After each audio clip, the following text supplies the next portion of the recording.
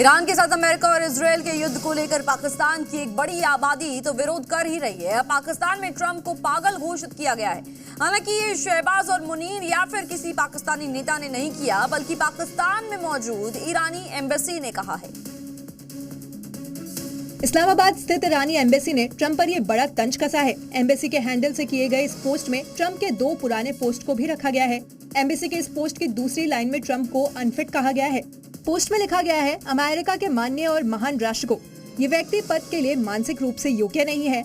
ये करदाताओं के धन का दुरुपयोग करके एक साहसी और कर्मठ राष्ट्र की प्रतिष्ठा को धूमिल कर रहा है। आपका पैसा आपके राष्ट्र के निर्माण के लिए था, न कि हमारे स्कूलों पर बमबारी के लिए। इससे पहले भी एम्बेसी ट्रंप को लेकर काफी मुखर रहा है और उन पर तंज कस चुका है। हैरान करने वाली बात यह है कि इस पोस्ट को ईरानी ही नहीं, पाकिस्तानी आवाम भी रीपोस्ट और लाइक कर रही है।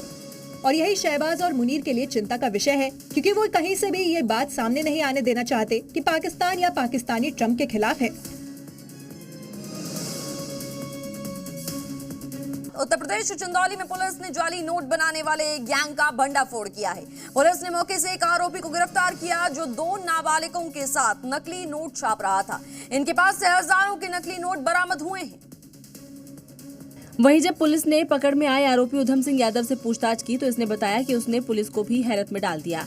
जाली नोट के खेल में इस मास्टरमाइंड ने यूट्यूब और गूगल से नकली नोट बनाने का तरीका सीखा था। यूट्यूब से सीखकर ये घर में ही लैपटॉप और प्रिंटर की मदद से जाली नोट छापने लगा था। पुलिस ने छापेमारी के दौरान इसके घर से प्रिंटर और लैपटॉप भी जब्त कर लिया है। पुलिस ने आरोपी के पास से 100 रुपए के 55 जाली नोट और 452 आधे बने हुए नोट भी बरामद किए हैं। फर्जी करेंसी छापने वाले गिरोह का पर्दाफाश किया गया है, जिसमें मौके से जाली नोट 100 रुपए के बरामद हुए तथा जाली नोट छापने के उपकरण बरामद हुए। आरोपी ने नकली नोट के इस खेल में 2 नाबालिग लड़कों को भी शामिल किया हुआ था। पुलिस ने जब घर में रेड की तो आरोपी ने भागने की कोशिश की, लेकिन पुलिस ने इस मौके पर दबोच लिया।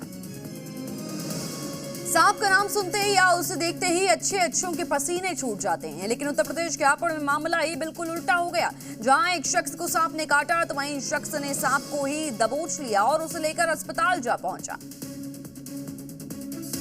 यही है मेरठ का वो दिलेर शख्स साजिद, जिसके अस्पताल पहुंचते ही हड़कंप मच गया, क्योंकि सांप के काटे जाने के बाद ये शख्स सांप को लेकर ही अस्पताल पहुंच गया था।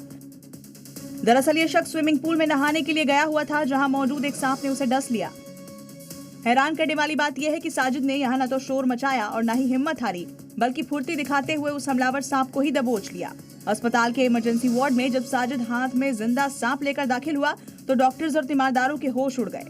नहाने गया था मैं ऊपरे गाँव में नहाने का और मेरा सांप ने काट लिया था नहाते हुए। जिसके बाद डॉक्टर और मेडिकल स्टाफ ने बड़ी मुश्किल से उस सांप को साजिद की चंगुल से छुड़ाया और साजिद का प्राथमिक इलाज शुरू किया, जिसके बाद जल्द ही उसे बड़े अस्पताल के लिए रेफर कर दिया गया। अब इसे साजिद का पागलपन कहें या दिलेरी, सांप भी सोच रहा होगा, पता नहीं किस इंसान से पाला पड़ गया था।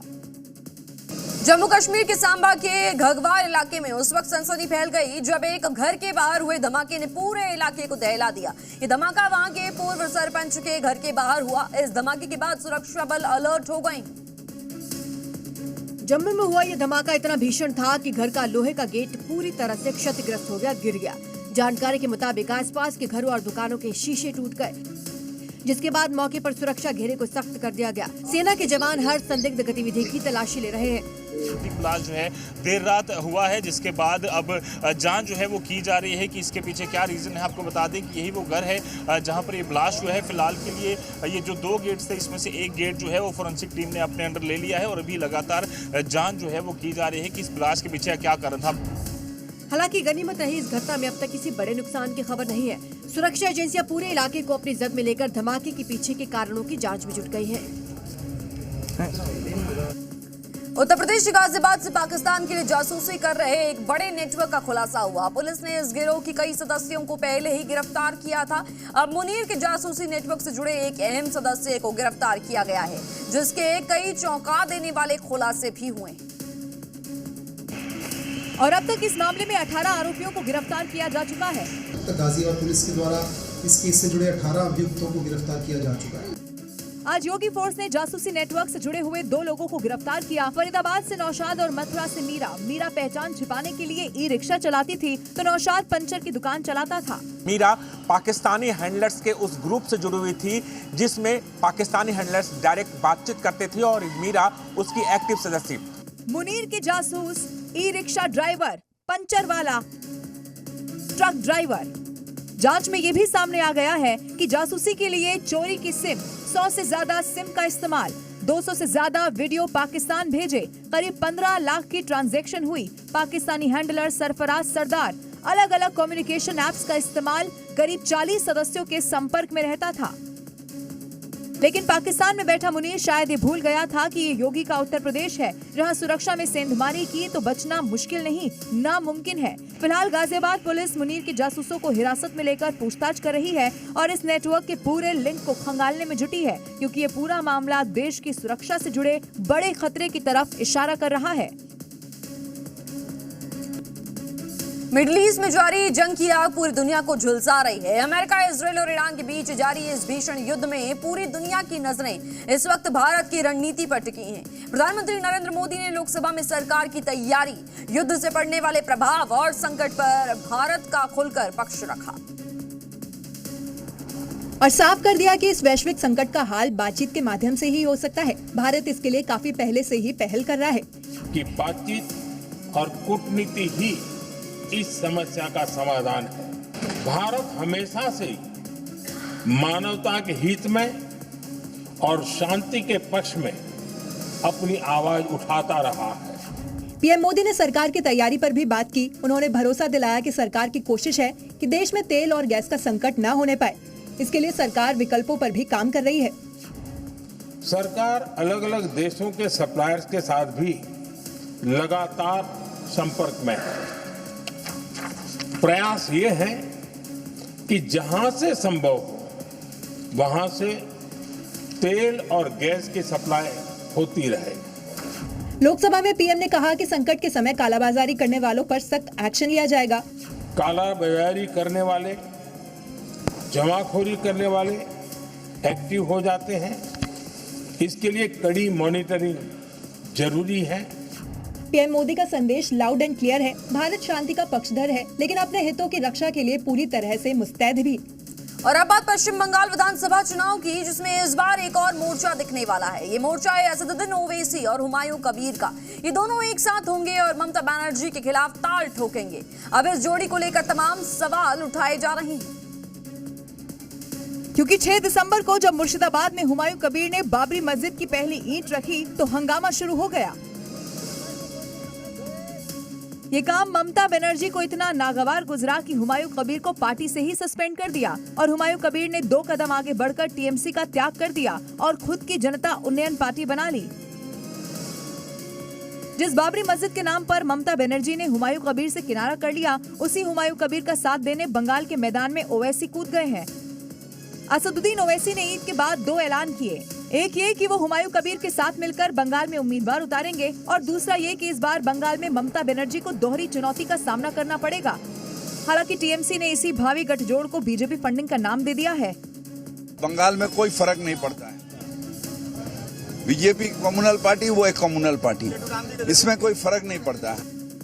पश्चिम बंगाल में चुनावी प्रचार जारी है और अब ये मुकाबला और ज्यादा दिलचस्प होता दिख रहा है। जिस हुमायूं कबीर को ममता बनर्जी ने मंत्री बनाया, वो आज ममता बनर्जी की आंखों में चुभने लगे हैं। लेकिन बड़ा सवाल ये है कि ओवैसी और कबीर की जोड़ी बंगाल में आखिर क्या कमाल दिखाएगी। बाहुबली विधायक अनंत सिंह के जेल से निकलने की खुशी में बिहार के पटना से मोकामा तक जबरदस्त उत्साह देखा गया। हाईकोर्ट के आदेश मिलने के बाद से ही यहां तैयारियां शुरू कर दी गई थी और जब जेल से निकलने का दिन आया तो 3 लाख रसगुल्ले बनकर तैयार हो गए। क्योंकि मौका ही ऐसा था कि कोई बिना मुंह मीठा किए रह नहीं सकता था। छोटे सरकार के समर्थकों ने पहले ही उनके आवास को दुल्हन की तरह सजवाना शुरू कर दिया था। स्वागत में जगह जगह पोस्टर लगा दिए थे। समर्थकों के लिए टेंट और दूसरी व्यवस्थाएं की गई थी। लेकिन असली आकर्षण था रसगुल्ला, वो भी 1-2 डिब्बे या 5-7 किलो नहीं बल्कि 3 लाख रसगुल्ले।